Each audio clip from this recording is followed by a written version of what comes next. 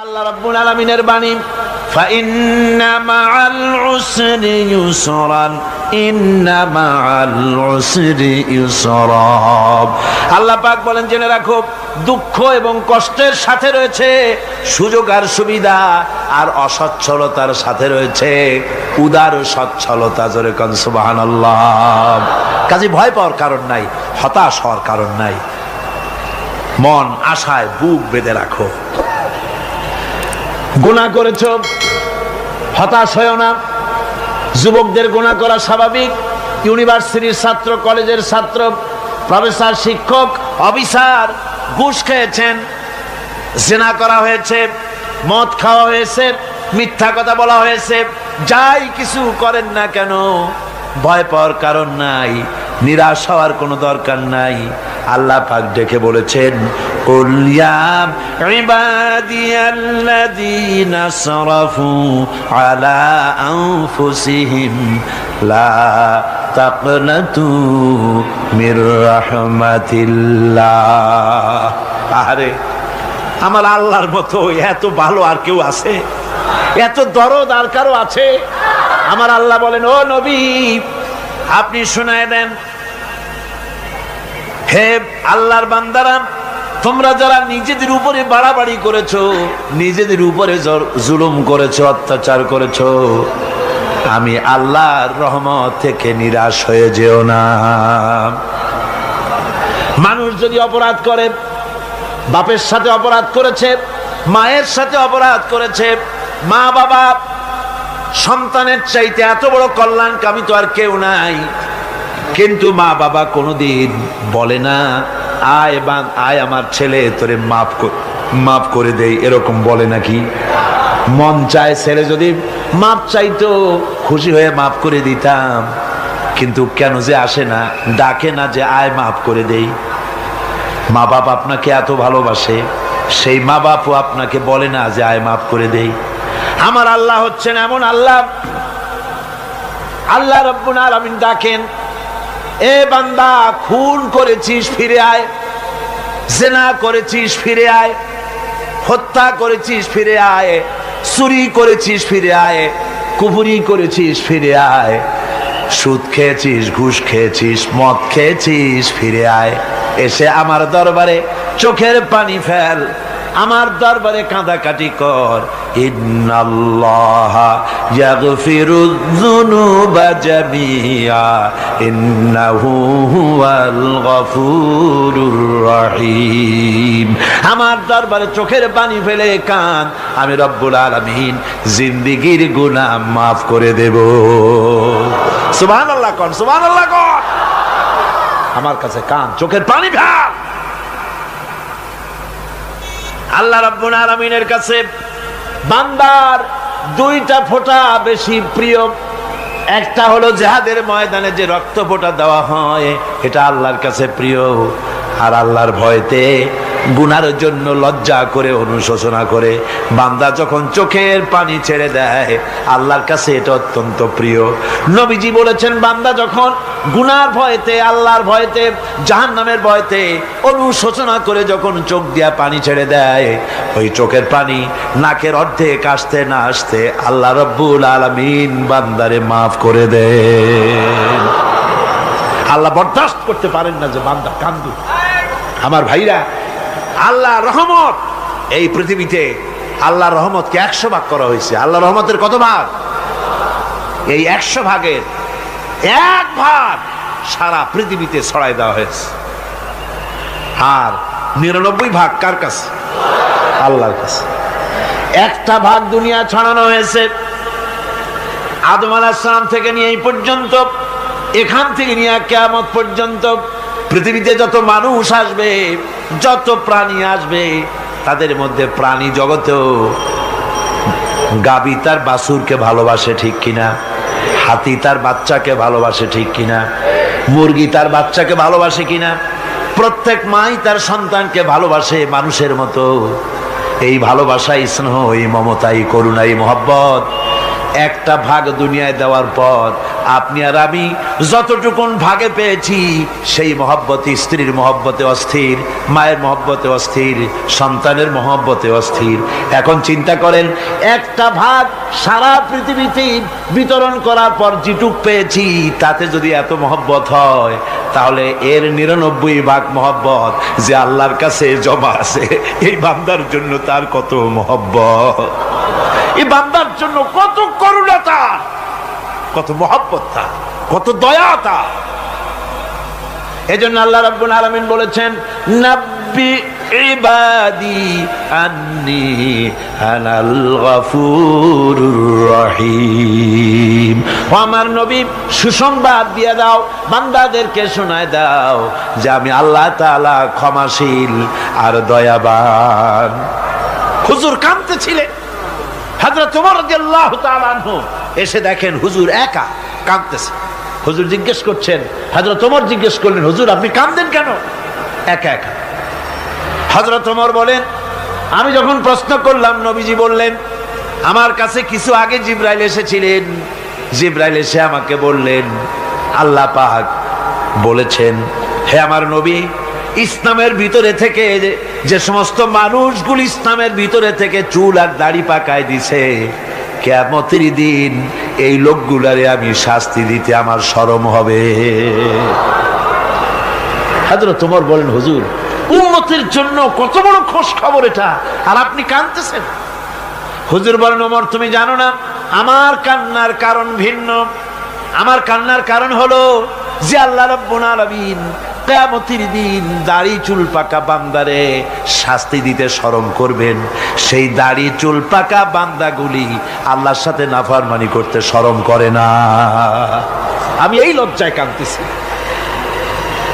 ভাইরা, হুজুর আল্লাহ পাক বলেন, ও আমার নবী, রাতের আধারে যখন একটা বুড়া আমার দরবারে হাত উঁচু করে, একটা বুড়া মানুষ রাতের আধারে যখন আমার দরবারে হাত উঁচু করে আর যখন বলতে থাকে, রব্বুল আলামিন আমার পেছনের জীবনটা বড় খারাপ করেছি, এমন কোন কাজ জীবনে করি নাই যা তোমার কাছে কিছু দাবি করতে পারি, সব রকমের নাফরমানি করেছি, আজ আমি বুড়া হয়ে গেছি, কামাই করতে পারি না, ছেলে আমাকে চোখে দেখতে পারে না, পুত্রবধূ আমাকে ঘরে জায়গা দেয় না, আমার স্ত্রী আমাকে দেখতে পারে না, রোজগার করতে পারি না, হাঁটতে পারি না, চলতে পারি না, সবার কাছে আমি তিতা হয়ে গেছি, আমি দাঁড়াতে পারি না, কোমরে ব্যথা পাই, হাঁটুতে ব্যথা পাই, চলতে পারি না, কানে শুনতে পাই না, চোখে দেখতে পারি না, আর তোমার কাছে কিছু চাইয়া নেব এমন ভালো কাজও করি নাই। এইভাবে যখন বান্দা কাঁদতে থাকে আমার দরবারে, ও আমার হাবিব আমার রহমতের দরিয়ায় জোশ মেরে যায়, আমার শরম হয় এই বুড়াটারে কেমনে খালি হাতে ফিরাইয়া দেই। সুবহানাল্লাহ, সুবহানাল্লাহ। আমার আল্লাহর এত দয়া, আমার আল্লাহর এত মায়া, এত মহব্বত। আমার আল্লাহ রাব্বুল আলামিন বলেন, وَإِذَا سَأَلَكَ عِبَادِي عَنِّي فَإِنِّي قَرِيبٌ। ও আমার হাবিব, আমার বান্দা আমার ব্যাপারে প্রশ্ন করে, আমি বান্দার একদম নিকটে।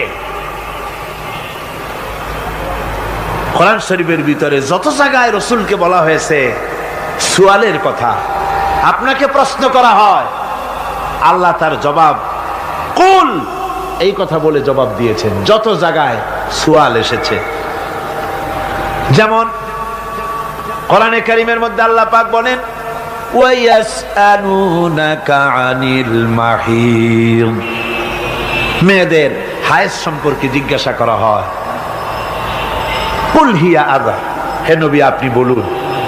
এভাবে করে কুল দিয়ে জবাব দেওয়া হচ্ছে। আবার প্রশ্ন করা হচ্ছে, ওয়ায়াসআলুনাকা আনিল আনফাল, এই গনিমতের মাল সম্পর্কে হুজুর আপনাকে, হে নবী আপনাকে প্রশ্ন করা হয়। আল্লাহ কুল দিয়া জবাব দিলেন, আল্লাহ বলেন আপনি বলেন। ওয়ায়াসআলুনাকা আনিল খামরি ওয়াল মাইসির, আল্লাহ পাক বলেন নবী আপনারে প্রশ্ন করা হয়, কুল ফীহিমা ইসমুন কাবীর, আল্লাহ কুল দিয়া বললেন তুমি বলো। আবার বলা হলো ওয়ায়াসআলুনাকা আনিল আহিল্লা কুল হিয়া মাওয়াকিতু লিন্নাস। ও নবী, আপনাকে প্রশ্ন করা হয় চাঁদের ক্রমবর্ধমান এবং ক্রমহ্রাস, এই যে বাড়ে আর কমে, পূর্ণিমা হয় অমাবস্যা হয়, কেন হয়? আপনি বলুন, কুল, আপনি বলেন, এটা আমি অক্ত এবং সময়, বছর আর দিন গণনা করার জন্য পৃথিবীবাসীদের জন্য বিনা পয়সায় একটা ক্যালেন্ডার বানাইয়া আকাশে ঝুলাই রেখেছি। এভাবে যত জায়গায় এসেছে আপনাকে প্রশ্ন করা হয়, তত জায়গায় আল্লাহ জবাব দিয়েছেন কুল, আপনি বলেন। গোটা কোরআন শরীফের ভিতরে এই একটি মাত্র জায়গা যেখানে বলা হয়েছে আপনাকে প্রশ্ন করা হয়। আল্লাহ এখানে বলতে পারতেন কুল, আপনি বলেন, আল্লাহ তোমাদের নিকটবর্তী, এভাবে জবাব হয় নাই। এটা কায়দাটা হলো এই, আল্লাহ বলতেছেন ওয়াইজা সালাকা ইবাদি, ও আমার নবী, প্রশ্ন তো আমার বান্দারা আমার ব্যাপারে করেছে, এবার আপনার জবাবের কোনো দরকার নাই। প্রশ্ন আমার ব্যাপারে, আমি নিজে জবাব দিয়ে দেই, ফা ইন্নী কারীব। ও বান্দা, আমার ব্যাপারে প্রশ্ন করেছিস, জবাব আমি দেই, আমি তোর সবচাইতে বেশি নিকটে। সুবহানাল্লাহ, কত নিকটে? ওয়ানাহানু আকরাবু ইলাইহি মিন হাবলিল ওয়ারিদ। তোর যে রগ, এই শাহরগের চাইতেও আমি তোর বেশি কাছে। সুবহানাল্লাহ। আমারে ডাক, আমারে ডাক, কলিজা দিয়া ডাক, অন্তর দিয়ে ডাক। মনের থেকে মানুষ যদি ডাকে, মুখের ডাক আর মনের ডাক এক জিনিস নয়। দিল সে জুবাত নিকলতি হ্যায়, असर रखती है पर नहीं मगर ताकते परवाज रखती है। দিল থেকে যে কথা বেরোয় তা প্রভাব বিস্তার করে, ডানা নাই কিন্তু ওড়ার ক্ষমতা রাখে। মনের কথাই ভিন্ন। মন থেকে, দিল থেকে, কলিজা থেকে, অন্তরের গভীর কন্দর থেকে মুহাব্বতের সাথে কেউ যদি একবার বলে আল্লাহ, বলেন আল্লাহ, আল্লাহ, আল্লাহ, আল্লাহ রাব্বুল আলামিন বলেন, অন্তরের অন্তঃস্থল থেকে একটি বার যদি বান্দা বলেন আল্লাহ, আল্লাহ বলেন 70 বার সাড়া দিয়া জিজ্ঞেস করি, বান্দা কি চাও, আমি তোমার কাছে আসি। সুবহানাল্লাহ, আমি তোর একদম কাছে, কি চাস বল, বল আমার কাছে। এমন দয়াবান, এমন মেহেরবান, এমন আল্লাহ আমাদের।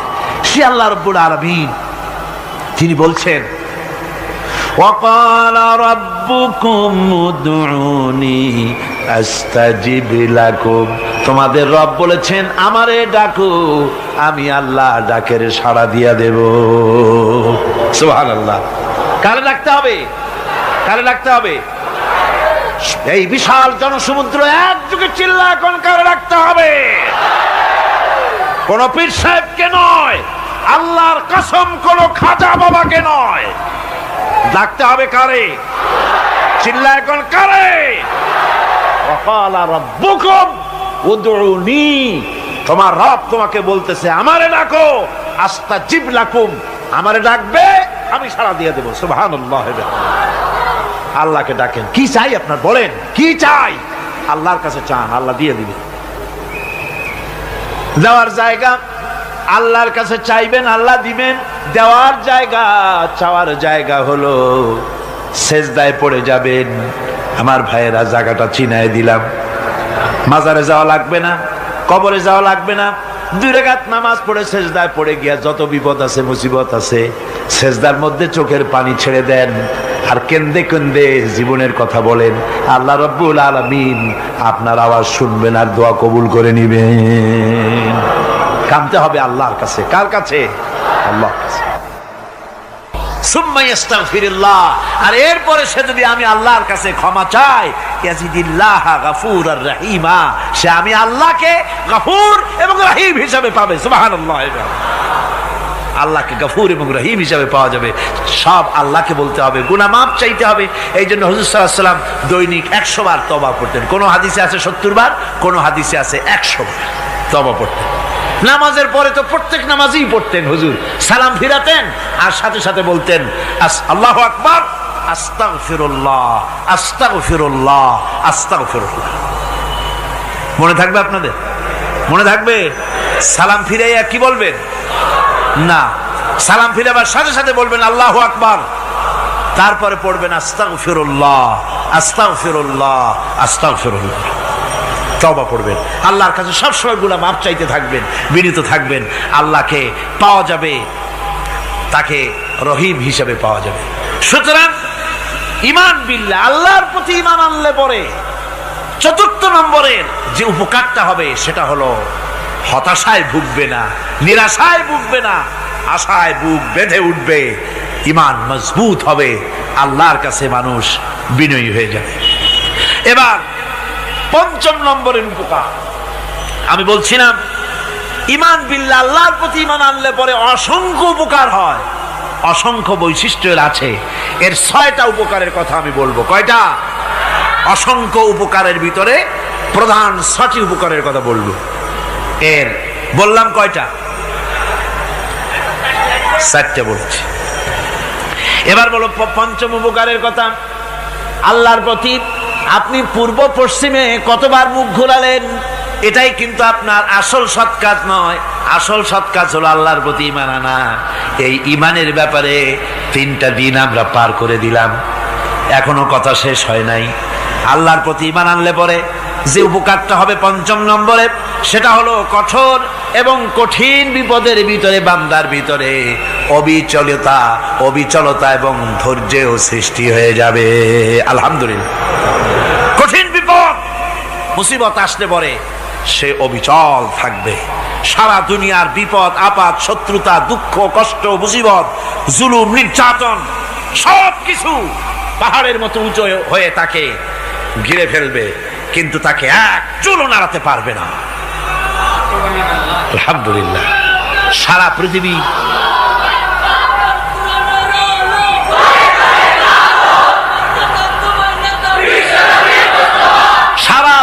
একদিকে আর সে একা একদিকে থাকবে। বিরোধিতা তো হবেই, বিপদ তো আসবেই। কবি বলতেছেন, সাথে জাকা রহা হ্যায় अज़ल से ता इमरोज, सतेजा का रहा है अज़ल से ता इमरोज, चरागे मुस्तफावी से शरारे बुलहबीस। সে আবহমান কাল থেকে শুরু করে মুস্তাফা সাল্লাল্লাহু আলাইহি ওয়াসাল্লামের দীপ শিখার সাথে আবু জাহেল, আবু লাহাবের অগ্নিস্ফুলিঙ্গের টক্কর লেগেই আছে। রাসূলুল্লাহ আল্লাহর দেওয়া এই বিধান, এই দ্বীনের বাতিটা টিম টিম করে জ্বলেছে। আর গোরকি, টর্নেডো, হাজার হাজার মাইল বেগে হেরিকেন এসেছে, গোরকি এসেছে, টর্নেডো এসেছে, টাইফুন এসেছে, কিন্তু এই আলো নিবাইতে পারে নাই। সুবহানাল্লাহ। এই আলো নিবাতে পারে নাই। এই শত্রুতা চিরকালের, নিবাতে পারবে না। কারণ হচ্ছে আল্লাহ রাব্বুল আলামিন বলেছেন, ইউরিদুনা লিইউতফিউ নূরাল্লাহি বিআফওয়াহিহিম ওয়াল্লাহু মুতিম্মু নূরিহি ওয়ালাউ কারিহাল কাফিরুন। ওরা চায় মুখের ফু দিয়ে আমার আলোকে নিভিয়ে দেবে, কিন্তু আমি আমার আলোকে পূর্ণতা দান করব। তাতে কাফের বেঈমানদের কলজায় যত জ্বালা যন্ত্রণা হোক, আমার দ্বীন কেউ মিটাই দিতে পারবে না। সুবহানাল্লাহ। সুতরাং বিপদে অবিচলতা আসবে, সে অটল হবে, মজবুত হবে। কোরআনে কারীম বলতেছে, ওয়া কাযালিকা জাআলনা লিকুল্লি নাবিয়্যিন আদুওয়াম মিনাল মুজরিমিন। এই পৃথিবীতে এমনি করে আমি সকল নবীদের শত্রু বানিয়েছি, সব পাপিষ্ঠ অপরাধীদেরকে। নবীদের সাথে বিরোধিতা করেছে কারা? পাপিষ্ঠরা, অপরাধীরা। আজও খুঁজে দেখেন আজও ইসলামী আন্দোলনের বিরোধিতা যারা করে সবগুলি কি পাপিষ্ঠ? সত্য কিনা কর? ইসলামী আন্দোলনের বিরোধিতা যারা করে হিসাব করে, চোখ দিয়ে তাকায় দেখেন, খুঁজে দেখেন তাদের নামগুলি। মদখোর, জিনাকার, বদমাশ, চোর, হাইজাকার, বেনামাজি, লুটেরা, মিথ্যাবাদী, সবচাইতে সমাজের নিকৃষ্ট লোকগুলি ইসলামের বিরুদ্ধে করে।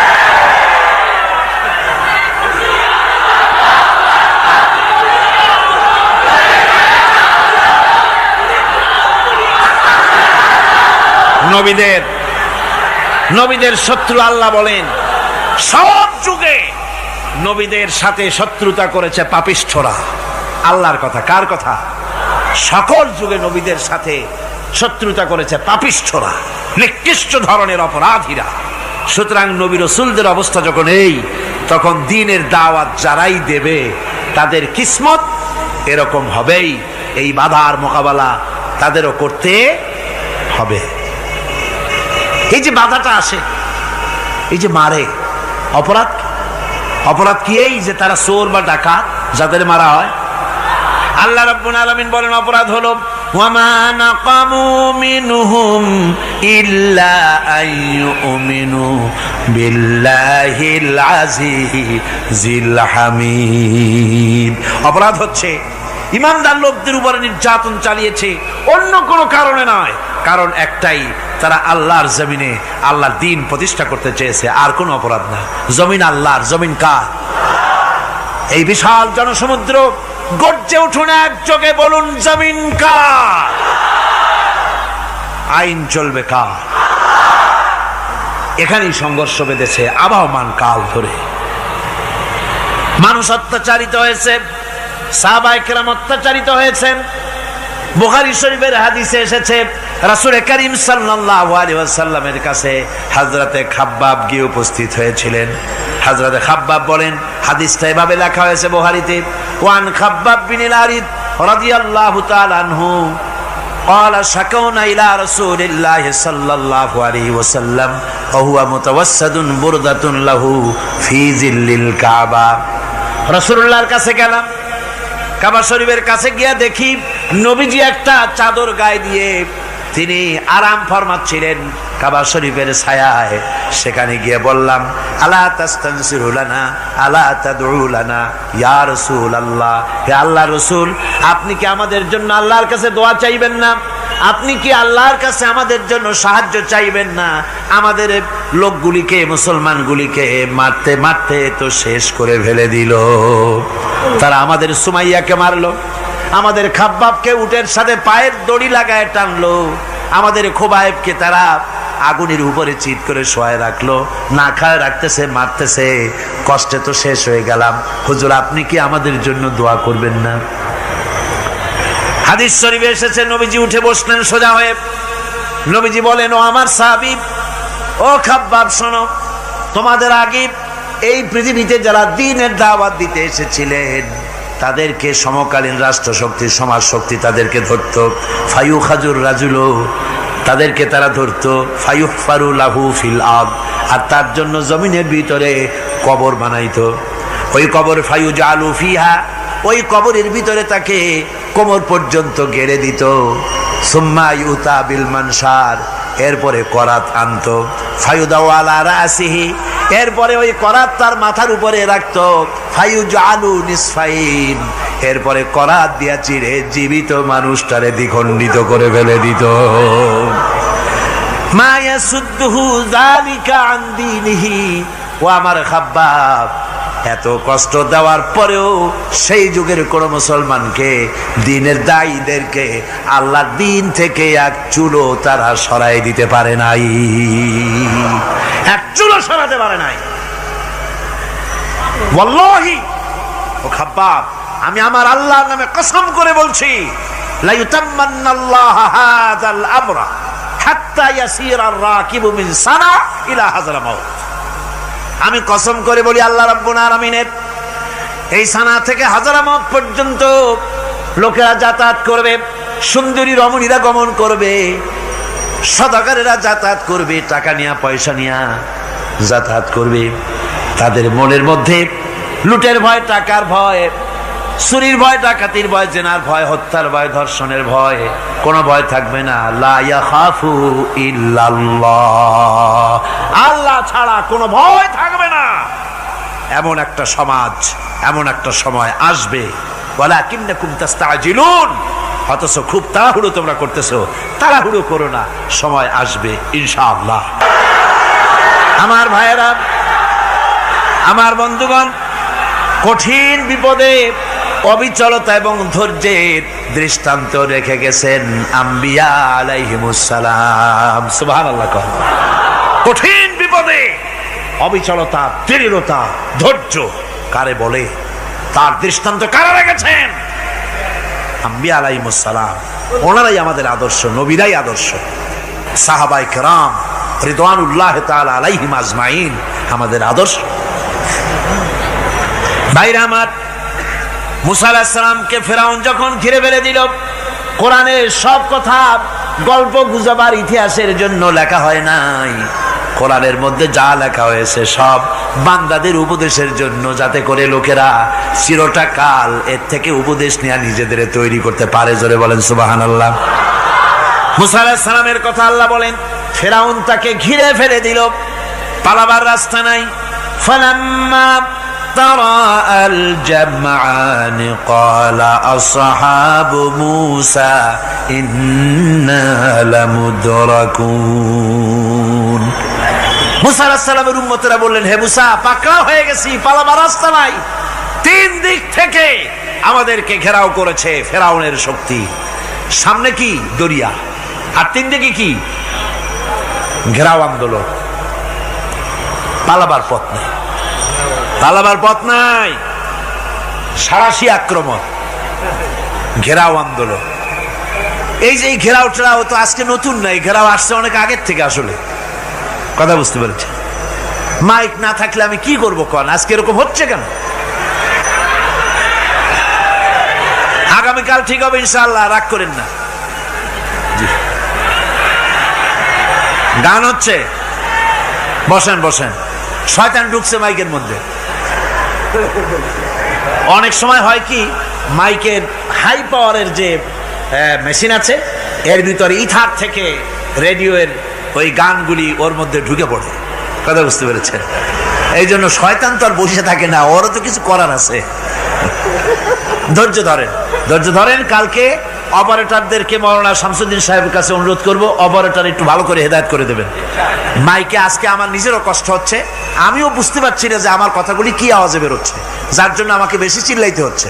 বক্তাকে কি লাউডে তার কথা বেরোচ্ছে তা তার কানে আসতে হয়, তাহলে বোঝা যায় যে আমার কথাগুলি কিভাবে বেরোচ্ছে।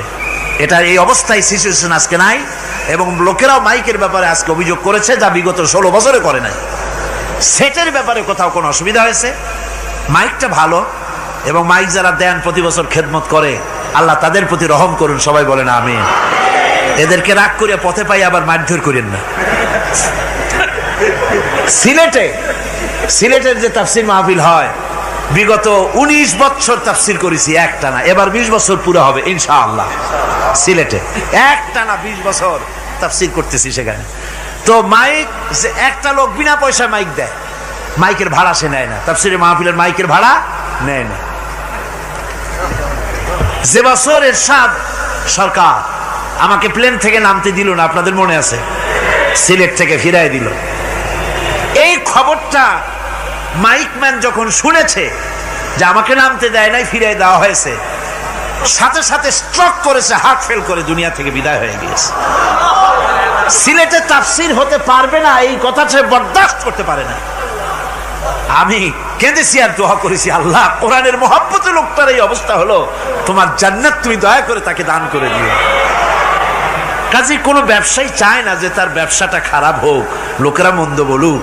এ মাইকের ব্যাপারে আপনারা আজকে রাগারাগ করেন না, যা হয়েছে কালকে ভালো হবে ইনশাআল্লাহ। সবাই বলেন ইনশাআল্লাহ। এখন চলেন আমরা ফেরাউনের অবস্থা দেখি গিয়া কি করতেছে ফেরাউন। মুসা আলাইহিস সালামকে ঘেরাও করে ফেলেছে, পালাবার উপায় নাই। একদিকে দরিয়া, তিন দিকে ফেরাউনের শক্তি। এই যে ঘেরাও টেরাও মানে নতুন তো না, ধর্মঘট নতুন না, পুরানা জিনিস। এই পৃথিবীতে সর্বপ্রথম ধর্মঘট কিসের উপরে হয়েছে জানেন? এই পৃথিবীর প্রথম ধর্মঘট হয়েছে পেঁয়াজ রসুন আর ডাইলের উপরে, মুসা আলাইহিস সালামের জামানায়। লান নাসবিরা আলা তাআমিন ওয়াহিদ, আমরা এক রকমের খাদ্য আর খাবো না, আমাদের পেঁয়াজ দেওয়া লাগবে, ডাল দেওয়া লাগবে, রসুন দেওয়া লাগবে। সর্বপ্রথম ধর্মঘট হয় মুসা আলাইহিস সালামের জামানায়, সেখান থেকে শুরু হয়েছে। কিন্তু মশাল মিছিল যে আসলো কই থেকে, এইটা আমি খুঁজে পাইনি। পরে প্রত্যেকটা জিনিসের তো ইতিহাস আছে, আমি খুঁজতে খুঁজতে পেলাম। আমি জানি না এর ইতিহাস মূলে কোথায়, কিন্তু আমি যদ্দূর খুঁজে পাইছি সেটা হলো মশাল মিছিলের আবিষ্কার হয়েছে লঙ্কায় রাবণের সময়। হনুমানের লেজে আগুন দিয়া তারপরে লঙ্কা কাণ্ড ঘষালো, নামই আছে লঙ্কা কাণ্ড। হনুমানেরা লেজে আগুন দিয়ে রাবণ যে লঙ্কায় মশাল মিছিল করেছিল হনুমানদের দিয়া, ওই হনুমানের ওই সিস্টেমটা এখনো আমাদের দেশে চালু আছে। এইটা আসলে কোন ভদ্র লোকের এই মিছিল হওয়া উচিত না। আগুন নিয়ে কিসের মিছিল? আগুন হলো জাহান্নামের প্রতীক। আগুন কিসের প্রতীক? জাহান্নামের প্রতীক। যদিও আমাদের উপকারে লাগে, কাজে লাগে। সুতরাং আমরা যা করব প্রত্যেকটা জিনিসের পেছনে সুন্নতে নববীর কোনো না কিছু থাকতে হবে। কথা বুঝতে পেরেছেন? তিন দিক থেকে ঘেরাও হয়ে গেছে, পালাবার কোনো রাস্তা। হযরতে মুসা আলাইহিস সালামের কাছে উম্মতেরা বললেন, পালাবার তো কোনো পথ নাই, এখন উপায়টা কি? আমাদের তো আর উপায় নাই। মুসা আলাইহিস সালাম দেখেন বিপদে পড়ে গেছেন, কিন্তু ধৈর্য হারান নাই, ভয় পান নাই। ভয় পাইছিলেন? ভয় পেয়েছেন? প্রশ্নই ওঠে না। মুসা আলাইহিস সালাম আল্লাহ পাক যাদেরকে বলেছেন উলুল আযম রাসূল, যাদের বলেছেন তার মধ্যে হযরত মুসা একজন উলুল আযম পয়গম্বর। চারটিখানি কথা না, আল্লাহ কথা বলছেন তার সাথে, কালিমুল্লাহ তিনি। সুবহানাল্লাহ। মুসা আলাইহিস সালাম শোনালেন, কাল্লা ইন্না মাইয়া রাব্বি সায়াহদিন। কখনো নয়, আমার উম্মতেরা ভয় পেও না, আমার রব অবশ্যই আমাকে পথ দেখাবে। সুবহানাল্লাহ। তিন দিক থেকে শত্রু, একদিকে দরিয়া, পালাবার কোন রাস্তা নাই। সেখানে দৃঢ়তার সাথে তিনি বলছেন, অবশ্যই আমার আল্লাহ আমারে পথ দেখাবে। সুবহানাল্লাহ। নবীরা এই দৃঢ়তা দেখিয়েছেন, অবিচলতা দেখাইছেন। আল্লাহ পাক মুসা আলাইহিস সালাম যখন এই দৃঢ়তা দেখালেন, এই অবিচলতা দেখালেন, সঙ্গে সঙ্গে জিবরাইল এসে হাজির হয়ে গেলেন।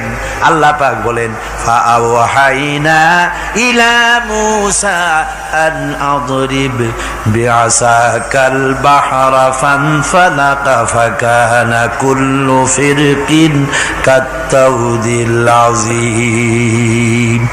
মূসা আলাইহিস সালামকে আমি ওহী নাযিল করলাম, তাকে বললাম হাতে যে লাঠি আছে এই লাঠি দিয়ে আঘাত করো দরিয়ার উপরে। দরিয়ার উপরে আঘাত করলেন, একটা রাস্তা হয় নাই, 12টা রাস্তা তৈরি হয়ে গেল। আর দেওয়ালগুলা পাহাড়ের মতো উঁচা হয়ে গেল। দরিয়ার ভিতরে পাহাড়ের মতো উঁচা মজবুত 12টা রাস্তা। এবার মুসা আলাইহিস সালাম তার দলবল নিয়ে চললেন। আল্লাহ রাব্বুল আলামিন বলেন, ওয়া আনজাইনা মূসা ওয়া মান মাআহু আজমাইন। মুসা এবং তার সাথী সঙ্গীদেরকে আমি পার করে দিলাম। মুসা আলাইহিস সালাম এবং তার সাথী সঙ্গী নিয়ে যখন দরিয়ার মাঝখানে আসছে, ফেরাউন তার দলবল নিয়ে এসে গেছে। আসে দেখে নদীর মধ্যে রাস্তা। বাবা, খুব তো কায়দা। ও মনে করছে ওর বাজানের তৈরি করা ডিস্ট্রিক্ট বোর্ডের রাস্তা।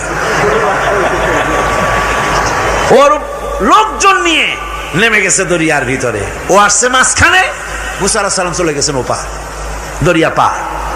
মাঝখানে যখন এসে গেল, আল্লাহ রাব্বুল আলামিন পানিকে অর্ডার করলেন কুন।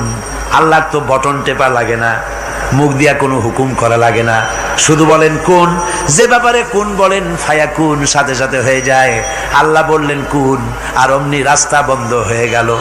এবার তুফান শুরু হয়েছে নদীতে, ঢেউয়ের উপরে ঢেউ, মৌজুন কাল জিবাল, পাহাড়ের মতো উঁচু হয়ে হয়ে ঢেউ আসতেছে। দলবল ঘোড়া আর অস্ত্রপাতি যা ছিল সব মরিয়া শেষ। এবার ফেরাউন একা উপরে ওঠে আর নিচে নামে, পানি খেতে খেতে পেটের কাম সারা, জনমের খাওয়া খাইছে পানি। এখন জান যায়, বাঁচবার আর উপায় না, বাঁচবার আর উপায় নাই। ফেরাউন তার নিজের জীবন সম্পর্কে হতাশ হয়ে গেল। এবার ফেরাউন বলতেছে, আমানতু আন্নাহু লা ইলাহা ইল্লাল্লাযী আমানাত বিহি বানু ইসরাঈল। আমি ঈমান আনলাম, আমি ঈমান আনলাম আল্লাহ ছাড়া কোনো ইলাহা নাই। ওই আল্লাহর উপর ঈমান আনলাম যে আল্লাহর উপর ঈমান এনেছে বনি ইসরাঈলেরা। আল্লাহ যাতে ঠিক পায় যে কোন আল্লাহর উপর ঈমান আনছে। বনি ইসরাঈলের আল্লাহর উপর ঈমান আনলাম। আল্লাহ এই তো মুসলমান হয়ে গেছি, এরপরও আমার সুবাও কেন? আল্লাহ রাব্বুল আলামিন জবাবে বলেন, আল আন, এখন ওয়াকাদ আসাইতা ক্বাবলু ওয়া কুনতা মিনাল মুফসিদিন। এখন ঈমান আনার কথা বলছো, অথচ যুগের পর যুগ, বছরের পর বছর ধরে আমার মানুষের উপরে মন গড়া আইন চালায়েছ, আমার পয়গম্বরের সাথে বেয়াদবি করেছ। আজ তোমাকে আমি ছাড়ছি না, তোমাকে আজকে ছেড়ে দেব না, আমি তোমাকে মারব। আর সমস্ত প্রাণীগুলিকে, স্থলচর প্রাণীগুলিকে আল্লাহ পাক অর্ডার দিয়া দিলেন, এই ফেরাউনের লাশকে ডুবাবি না, পচাবি না, খাবি না। আলিয়াউমা নুনাজ্জিকা বিবাদানিক, আমি তোমার শরীরে বাঁচায় দেব। পোকে খাবে না, পানিতে পচবে না, মাছে খাবে না, কুমিরে খাবে না, দুনিয়ার কোনো পশুতে খাবে না। আমি তোরে শুটকি বানাইয়া রাখবো, যাতে করে দুনিয়ার সমস্ত ফেরাউন যত যুগে যুগে আসে তোরে দেখে যেন হেদায়েত নিতে পারে। ফেরাউনকে আল্লাহ শুটকি বানায় রাখছে। আমি ফেরাউনদের লাশ দেখেছি ব্রিটিশ মিউজিয়ামে। ফেরাউন তো একটা না, অনেকগুলা। আসলদারে অবশ্য দেখিনি। ব্রিটিশ মিউজিয়ামে ওই ফেরাউনগুলার লাশ যখন অসুবিধা হয়, মমিগুলি, তখন ইংল্যান্ডে নিয়ে যায় চিকিৎসা করাবার জন্য। চোখ টোক আছে গর্তের ভিতরে, তারপরে চামড়া টামড়া হাড়ের সাথে মিশানো, ওইভাবে চেহারা দেখলে মনে হয় যে সত্যি ফেরাউনিগুলা। আর ব্রিটিশের কাম মিশর থেকে না আনছে এমন কোন জিনিস নাই। আমি সেখানে এক বক্তৃতায় বলছিলাম, আপনারা এদের এখন সভ্য, এদের এখন ভদ্র, এরা হলো ইন্টারন্যাশনাল চোর। ওরা সারা দুনিয়া চুরি করেছে।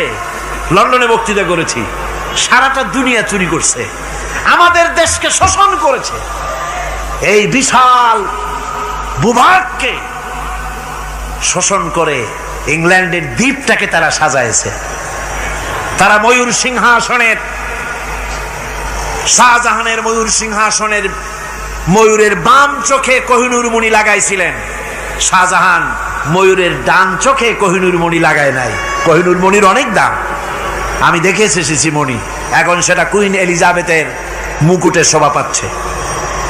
সেই মণি এমনি বলে প্রবাদে, 7 রাজার ধন এক মাণিক্য, বলেন এরকম, অনেক দাম।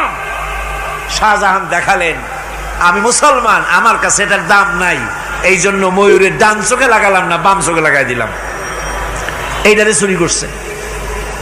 তারপরে মিশর থেকে, মিশরের মমি চুরি করেছে, জুতা চুরি করছে, ছাতি চুরি করছে, পিসা চুরি করেছে। আমি বললাম, এগুলা কি ভদ্রলোক নাকি? এরা জুতা চোর, পিসা চোর, লাঠি চোর, সব চুরি করেছে। যাই দেখেন ব্রিটিশ মিউজিয়ামের মধ্যে সব দুনিয়ার চুরি করা জিনিস নিয়ে তারা মানুষকে দেখাইয়া পয়সা অর্জন করছে। টিপু সুলতানের তরবারিটা পর্যন্ত চুরি করেছে। আজ পর্যন্ত ব্রিটিশ মিউজিয়ামে টিপু সুলতানের তরবারিটা আছে, আমি তরবারিটা দেখে এসেছি। আমার বন্ধুগণ, বলতেছিলাম যে পৃথিবীতে আল্লাহ রাব্বুল আলামিন নবীরা তাদের চরিত্র দিয়ে বিপদের মোকাবেলা করে দুনিয়ার সামনে কঠিন বিপদের মোকাবেলা করে অবিচলতা, দৃঢ়তা দেখায় গেছেন যে কেমন করে এই পৃথিবীতে বিপদের সামনে মোকাবেলা করতে হয়। ধৈর্য ধরতে হবে, বিপদ আসবে পাহাড় সমান হয়ে, আপনাকে ধৈর্য ধারণ করতে হবে সেভাবে বুক বেঁধে। যেহেতু এটা যদি বিশ্বাস হয় যে আমার কিসমতে যা আছে তার থেকে বেশি কিছু হবে না, তাহলেই আপনার ধৈর্য আসবে, ভয় পাবেন না। কথা ঠিক কিনা কন? এবারে হযরত হুদ আলাইহিস সালাম সম্পর্কে আল্লাহ রাব্বুল আলামিন বলেন, হযরতে হুদকে যখন ষড়যন্ত্র হলো কাফির বেঈমানেরা তাকে মেরে ফেলার জন্য, যখন সরকারি ষড়যন্ত্রে লিপ্ত হয়ে গেল, হযরতে হুদ সমাজের এই চ্যালেঞ্জের মোকাবেলা করলেন। হযরত হুদ বলেন, ফাকিদুনি জামিআন সুম্মা লা তুনজিরুন ইন্নী তাওয়াক্কালতু আলাল্লাহি রাব্বি ওয়া রাব্বিকুম। তোমরা তোমাদের ষড়যন্ত্র আমার বিরুদ্ধে যত পারো আমার বিরুদ্ধে ষড়যন্ত্র চালাও, এতটুকুন আমার অবকাশ দিও না। আমি এমন আল্লাহর উপরে ভরসা করেছি যার হাতের ভিতরে তোমাদেরও জান আর আমারও জান। যা পারো তাই করো। সরকার সমস্ত শক্তি একত্রিত হয়ে আমার মোকাবেলা করো। একদিকে হুদ আলাইহিস সালাম, আর একদিকে গোটা জাতি। হযরত হুদ ভয় পায় নাই। সুবহানাল্লাহ কোন? ঈমান বিল্লাহ মানুষের কলিজাকে এভাবে শক্ত করে দেয়। কোন আলহামদুলিল্লাহ। এবারে এই বিপদের, কঠিন বিপদের মোকাবেলা করে আমার রাসূল যে প্রমাণ দিয়া গেলেন, আমার রাসূল যে কঠিন বিপদের মোকাবেলা করলেন, ভাইয়ের আমার, হিজরতের রাতে সওর পাহাড়ের ভিতরে যখন তিনি আশ্রয় নিলেন, হযরতে আবু বকর সাথে ছিলেন। হযরতে আবু বকর রাদিয়াল্লাহু তাআলা আনহু বলেন, হুজুর আপনি দাঁড়ান, এটা তো পাহাড়িয়া গুহা, গুহার ভিতরে সাপ থাকতে পারে, বিচ্ছু থাকতে পারে, আমি আগে ঢুকি, বিপদ যদি হয় আমার উপর থেকে হয়ে যাক। গুহার ভিতরে নেমে গুহা সাফ করলেন। এরপরে হুজুরকে ডাকলেন, হুজুর তাশরীফ নিলেন গুহার ভিতরে। এরপরে হুজুর বললেন, আবু বকর পাহাড়ে হেঁটে হেঁটে 2-3টা পাহাড় পাড়ি দিয়া যাওয়া লাগে সৌর পাহাড়ে। মদিনার সোজা রাস্তা হুজুর ধরেন নাই, মেসফালার পথ দিয়া জাবালে কেদোয়ার উপর দিয়া 3টা পাহাড় পাড়ি দিয়া তারপরে হুজুর গেলেন সৌর পাহাড়ে। গুহার ভিতরে হুজুর তাশরীফ নিলেন। বললেন, আবু বকর তুমি বসো, তোমার উরুর উপরে মাথা রেখে আমি একটু আরাম করি। হযরতে আবু বকর বসলেন, হুজুর তার উরুর উপরে মাথা রেখে ঘুমায় গেলেন। আর এরপরে কাফির বেঈমানেরা তালাশ করতে করতে কাফেরেরা এসে গেল পায়ের চিহ্ন দেখে দেখে গর্তের কাছে। হযরত আবু বকর ভয়তে কেঁদে ফেললেন, আহারে আর তো উপায় নাই, এবার তো ধরা পড়ে গেছি, এবার নবীজিকে মেরে ফেলে দেবে। নবীর মহব্বতে, নিজের মহব্বতে নয়, নবীর মহব্বতে কাঁদতেছিলেন। হুজুর বলেন, হুজুরের ঘুম ভেঙে গেল। বলো আবু বকর কাঁদো কেন? ছেলের কথা, মেয়ের কথা, বিবির কথা, বাড়ির কথা মনে পড়লো নাকি?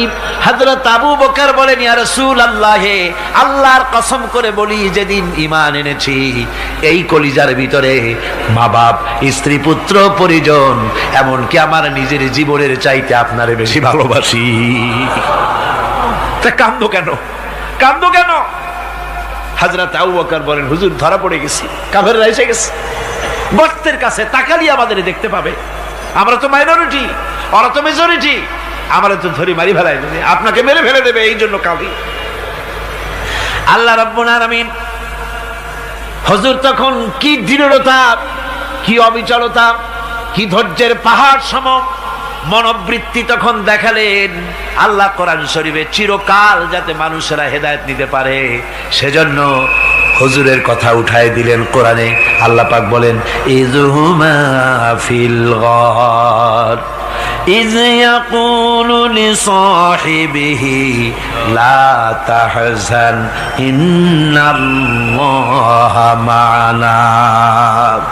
ও বন্ধু, ভয় পেও না, আল্লাহ আমাদের সাথে আছেন। সুবহানাল্লাহ। আল্লাহ আমাদের সাথে আছেন। আমরা মাইনরিটি নই, আমরাই মেজরিটি। আল্লাহ আছে আমার সাথে, ভয় পাওয়ার কোনো কারণ নাই। সুবহানাল্লাহ। আল্লাহ পাক বলেন, فأنزل الله سكينته عليه وأيده بجنود لم تروها। আমি এদের অন্তরের ভিতরে আমি শান্তি নাজিল করে দিলাম, প্রশান্তি দিয়া দিলাম, আর আমি সাহায্য করলাম, আর এমন সব সৈন্য পাঠায় দিলাম যে সৈন্যগুলি তোমরা দেখতে পাও নাই। সুবহানাল্লাহ ওয়া বিহামদিহি। ভাইরা আমার, রাসূল করিম সাল্লাল্লাহু আলাইহি সাল্লাম এই বিপদের মাঝে, চরম বিপদের মাঝে অবিচলতা, দৃঢ়তা, কঠিন আত্মনির্ভরতা দেখিয়েছেন। এগুলি হলো ঈমানের পঞ্চম নম্বরের উপকারিতা। আল্লাহর প্রতি ঈমান আনলে এভাবে পাহাড় সম ঈমান মজবুত হয়ে যায়। জেলের পরোয়া করি না, ফাঁসির পরোয়া করি না, শহীদ হওয়ার পরোয়া করি না, মেরে ফেলে দেবে, উড়ায় দেবে, হত্যা করবে, পরোয়া করি না। পরোয়া করি কেবলমাত্র কাকে? জোরে বলেন কারে? এইরকম মুসলমান হাজার হাজার লাখ লাখ দরকার নাই, 313 জন যথেষ্ট। কয়জন যথেষ্ট? 313 জন যথেষ্ট। বদরে যারা জান দিয়ে, মাল দিয়ে দ্বীনকে প্রতিষ্ঠিত করেছিলেন, এরকম 313 জনই যথেষ্ট ছিল। এই দৃঢ়তা, এই অবিচলতা, এই ঈমান, এই ধৈর্য শিক্ষা দেয়, এই উপকার করে ঈমান বিল্লাহ। আল্লাহর প্রতি ঈমান আনলে এভাবে পাহাড়ের মতো শক্ত হয়ে যায় কলিজা। কোন আলহামদুলিল্লাহ। আমার বন্ধুগণ, এবার আমি বলবো সর্বশেষ উপকারের কথাটা বলি, মোনাজাত ছেড়ে দেব। কয়টার কথা বলছিলাম? উপকার 6টা উপকারের কথা বলেছি। অনেকগুলি বৈশিষ্ট্য, অনেকগুলি উপকারের মধ্যে আল্লাহর প্রতি ঈমানের 6টা উপকারের কথা 5টা বলা হয়ে গেছে। এবার 6ষ্ঠ নম্বর এবং শেষ নম্বর, এটা হচ্ছে আল্লাহর প্রতি ঈমান আনলে পরে তার দ্বারা সবচাইতে বেশি ফায়দা পায় সমাজ এবং রাষ্ট্র। কোন আলহামদুলিল্লাহ, কোন আলহামদুলিল্লাহ। আল্লাহর প্রতি ঈমানের দ্বারা নৈতিক সংশোধন হয় এবং রাষ্ট্র আর সমাজ সবচাইতে বেশি উপকৃত হয়।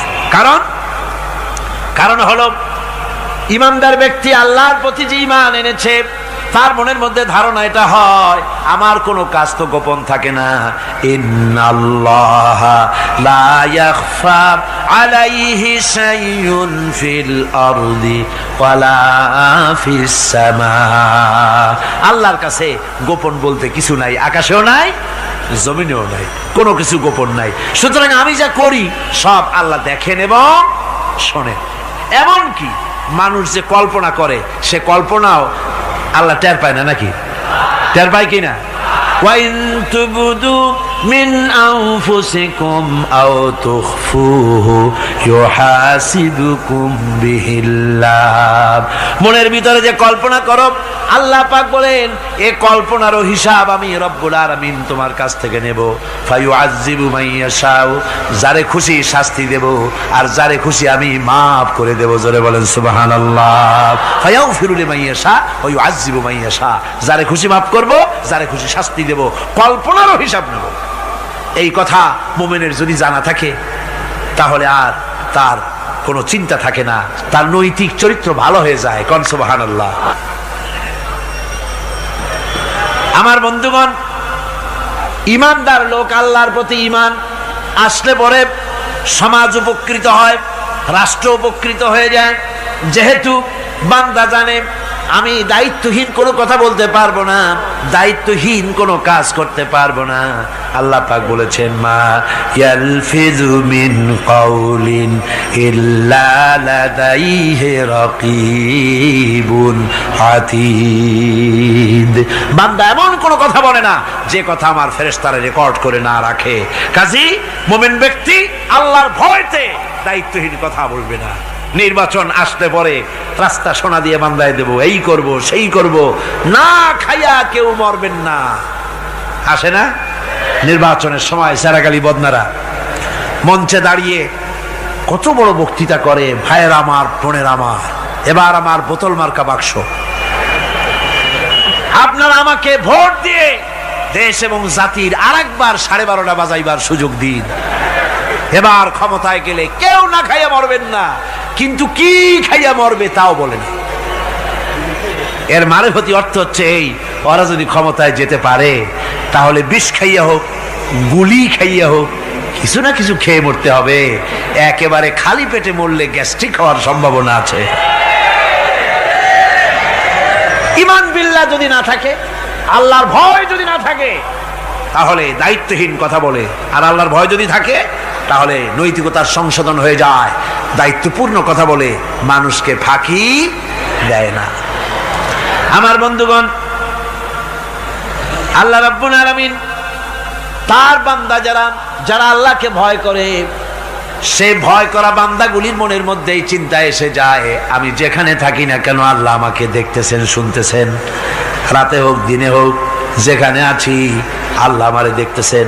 আল্লাহ পাক বলতেছেন, ওয়া হুয়া মাআহুম ইজ ইউবাইতুনা মা লা ইয়ারদা মিনাল কওলি ওয়া কানা আল্লাহু বিমা ইয়ামালুনা মুহীতা। আল্লাহ পাক বলেন, আমি তো আমার বান্দার নিকটে তখনও থাকি যখন সে গোপনে গোপনে রাতের বেলায় আমার মর্জির খেলাফ পরামর্শ করে। আমার মর্জির খেলাফ পরামর্শ করতেছে রাত্রে, আমি তো তখনও কাছে থাকি, ওটা আমি শুনি। ঈমান যদি আসে, তাহলে এই সব কাজ থেকে সে বিরত থাকে। সে যদি কম হয় সেখানেও আল্লাহ, বেশিও যদি হয় সেখানেও আল্লাহ। এমন কোন জায়গা আছে নাকি চিটাগংয়ে যেখানে আপনি একটা আকাম করবেন আর আল্লাহ টের পাবে না? কোন আছে নাকি? আচ্ছা, চট্টগ্রামে না থাকুক, বাংলাদেশের কোন জায়গা আছে নাকি? পার্বত্য চট্টগ্রামে যত পাহাড় আছে, উঁচু নিচে জায়গা আছে, ওই জায়গায় বোধহয় আছে নাকি?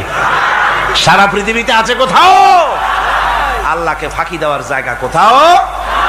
সব স্পষ্ট। আল্লাহ কি ঘুমায় নাকি? ঘুমায়? তার কাছে দিনও যায়, রাতও তাই।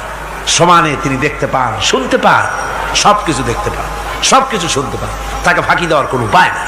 এই জন্য ৬ষ্ঠ নম্বরের উপকার যেটা হয়, সেটা হলো সমাজ উপকৃত হয় ওই মানুষ দিয়ে যার মধ্যে ঈমান আছে।